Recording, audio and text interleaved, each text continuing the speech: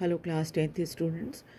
चलिए आज हम न्यू चैप्टर स्टार्ट कर रहे हैं, the making of the global world, यानी कि नए वैश्विक दुनिया कैसे बनी, वैश्वीकरण दुनिया कैसे हुआ, इसके बारे में हम पढ़ेंगे। और हमें प्री मॉडर्न वर्ल्ड यानी कि आधुनिक समय से पहले का समय, उसके बारे में थोड़ा बहुत जानेंगे। When we talk of globalization, यानी जब हम वैश्वीकरण की बात करते हैं, we often refer to an economic system, हम उस economic system के बारे में बात करते हैं that has emerged since last 50 years or so, जो कि पिछले 50 सालों में हुआ था। But as you will see in this chapter, लेकिन जब आप इस चैप्टर में देखेंगे तो पाएंगे the making of the global world has long history. इस ग्लोबल वर्ल्ड के बनने का इतिहास जो है वो काफ़ी लंबा है, चाहे वो व्यापार का हो या ऑफ माइग्रेशन, यानी लोगों का एक जगह से एक देश से दूसरे देश में जाना हो, और पीपल सर्च ऑफ वर्क, लोग जो है काम की तलाश में एक जगह से दूसरी जगह जाते हैं, वो द मूवमेंट ऑफ कैपिटल, पैसा इन्वेस्ट करते हैं, और मर्चेंट्स और भी बहुत सारी चीज़ें जो हैं वो होती हैं। As we think about the dramatic and visible sign of global interconnectedness in our life today, we need to understand the phase through which this world in which we live has emerged. तो अगर हम इन सब चीज़ों को समझना चाहते हैं, कैसे ये वैश्वीकरण या ग्लोबलाइजेशन हुआ, कैसे हम एक देश दूसरे देश से जुड़ गए, तो हमें थोड़ा सा इतिहास जानना ज़रूरी है। All through history, human society have become steadily more interlinked. जैसे जैसे इतिहास आप देखेंगे तो पाएंगे जैसे समाज जो है थोड़ा सा बढ़ने लगा, वैसे वैसे क्या है, हम एक दूसरे के साथ जुड़ने लग गए। From ancient time, travelers, traders, priests, and pilgrims traveled vast distance for knowledge, opportunity, and spiritual fulfillment, or to escape persecution. और बहुत पुराने समय से ही जो यात्री थे वो आया जाया करते थे दूसरे देशों में, व्यापारी जाते थे, आपको पता ही है, वाहियान है ना, ये लोग सब के सब क्या है, यात्री थे जो चाइना से भारत आए थे। व्यापारी जाया करते थे, आपने सिल्क रूट का नाम सुना ही होगा हिस्ट्री में, उसमें क्या था, व्यापारी एक देश से दूसरे देश जाया करते थे। प्रिस्ट जो है अपने धर्म का प्रचार करने के लिए एक देश से दूसरे देश में आया करते थे, जैसे यहाँ पर फादर ये लोग हैं वो आए दूसरे देशों से, है ना, मिशनरीज़, और आकर भारत में क्रिश्चियन धर्म का प्रचार किया। एंड स्पिरिचुअल फुलफिलमेंट, बहुत लोग शांति ढूंढते हैं, कहाँ शांति मिलेगी वहाँ जाते हैं, टू एस्केप परसिक्यूशन। और बहुत सारे लोग जो थे जैसे क्रिमिनल किस्म के लोग, अगर एक जगह पर, या कोई और भी वजह हो सकती है, ऐसा नहीं है कि सब क्रिमिनल ही होते हैं, कुछ और भी वजह है जिसके कारण उनको अगर सज़ा मिली है तो वो अपनी सज़ा से बचने के लिए देश छोड़कर दूसरे देश में चले जाते हैं। दे कैरिड गुड्स, जो व्यापारी होते थे वो अपने साथ सामान लेकर चलते थे, पैसा होता था, money, value, skill, idea and invention, and even germs and diseases. और जब लोग एक जगह से दूसरी जगह जाते थे तो बहुत सारी चीज़ें अपने साथ ले जाते थे, जैसे पैसा, सामान, अपनी जो कल्चरल वैल्यूज़ होती हैं वो, अपनी कला को लेकर चल जाते हैं, अपने आइडियाज़ लेकर जाते हैं, कुछ नई चीज़ों का आविष्कार अगर उन्होंने किया है तो वो भी अपने साथ लेकर जाते हैं। यहाँ तक कि लोगों के एक जगह से दूसरी जगह जाने से बहुत सारी बीमारियां भी और जर्म्स भी एक जगह से दूसरे देश में पहुंच गई।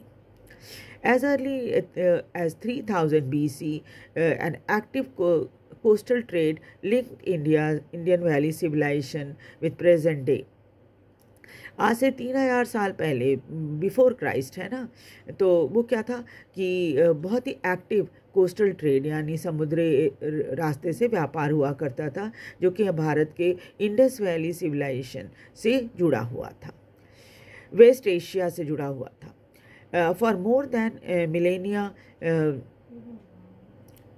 कौड़ीज, द हिंदू कौड़ी और the sea shell used to form the money. और उस समय पैसा तो शुरुआत नहीं हुई थी पैसे की, तो उस समय कौड़ी का इस्तेमाल किया जाता था। कौड़ी आप समझते ही होंगे, शी सेल्स होते हैं, वो उसका इस्तेमाल होता था, ये उसे ही पैसे के रूप में इस्तेमाल किया, रुपए के रूप में इस्तेमाल किया जाता था। From the Maldives found their way to China and East Africa, और इस तरह से लोग मालदीव और मालदीव से चाइना का रास्ता उन्होंने ढूंढ लिया, ईस्ट अफ्रीका का रास्ता उन्होंने ढूंढ लिया, समुद्री रास्ते, और व्यापार के लिए जाने लग गए। The king long distance spread of disease carrying germs may be traced as far back at the 7th century, और long distance travel के दौरान बहुत सारी बीमारियां भी एक जगह दूसरी जगह चली गईं। अगर आप देखो तो इन बीमारियों का इतिहास आप देखोगे तो 7th सेंचुरी से ही इस तरह से लोगों के ट्रैवल करने से एक जगह की बीमारी दूसरी जगह पहुंच गई थी। By the 13th century it had become an unmistakable link, और 7वीं शताब्दी आते आते तो एक तरह से ये जुड़ाव जो था वो बिल्कुल ही उसे छोड़ा नहीं जा सकता था, यानी कि व्यापारी जाते ही थे एक जगह से दूसरी जगह व्यापार करने के लिए। तो इस तरह से हमने देखा कि जब एक बार व्यापार शुरू हुआ तो वो रुका नहीं, लगातार चलता रहा। और ये देखिए, ये silk route link of the world, दुनिया में सिल्क रूट जो था वो व्यापार का एक बहुत ज़बरदस्त रास्ता बन गया था। The Silk Route are good example of vibrant pre-modern trade and cultural link between distant part of the world। और ये जो सिल्क रूट था एक बहुत अच्छा उदाहरण है जिसमें क्या था, ये दिखता है हमें कि बहुत अच्छा व्यापार जो था मॉडर्न समय से पहले और चल रहा था, और यहाँ तक कि हमारी सामाजिक सांस्कृतिक संबंध भी दुनिया के दूसरे देशों के साथ, दूर दूर के देशों के साथ हो गया था। The name silk route point to the importance of westbound Chinese silk cargoes along this route। इस रास्ते का नाम सिल्क रूट क्यों पड़ा? क्योंकि चाइना में जो सिल्क बनता था वो यहाँ इसी रास्ते से ले जाया जाता था। Historians have identified several silk route। ऐसा नहीं है कि सिर्फ एक ही सिल्क रूट था, कई सिल्क रूट थे। इतिहासकार मानते हैं कि बहुत रास्ते ऐसे थे जिन्हें सिल्क रूट कहा जाता था।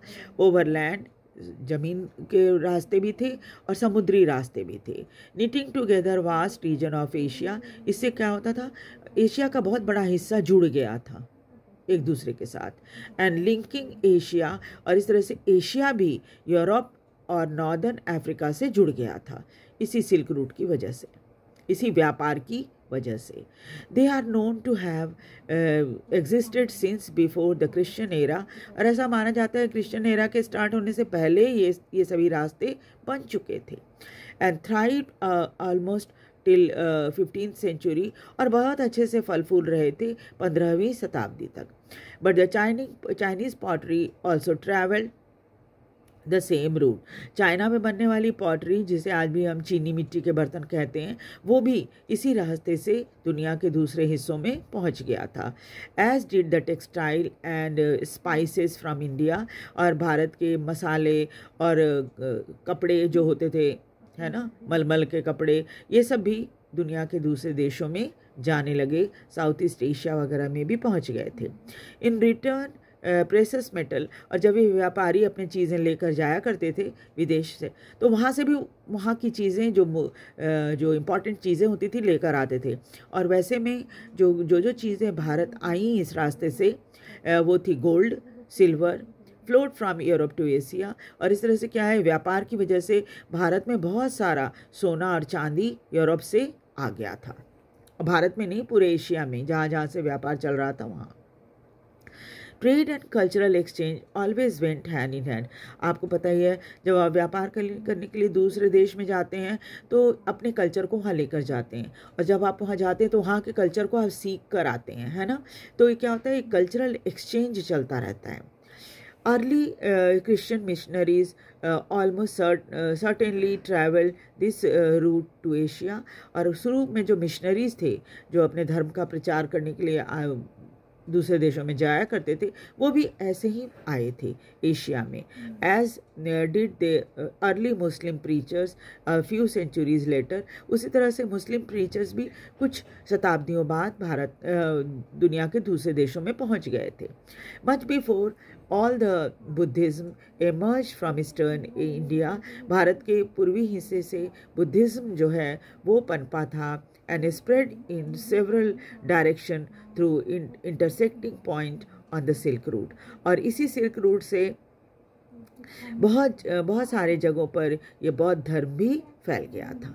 ठीक है। So in the next class we will do food travel, spaghetti and potato और द कन्क्वेस्ट एंड डिजीज़। बस इतना ही जो सिलेबस है आपका इस चैप्टर का, बस इतनी ही दूर तक है। तो कल हम इस चैप्टर को ख़त्म कर लेंगे और फिर आगे हिस्ट्री के चैप्टर करेंगे। आपको ये वीडियो कैसा लग रहा है आप मुझे ज़रूर बताएं, और साथ ही साथ वीडियो को लाइक और सब्सक्राइब भी ज़रूर करें। Thank you.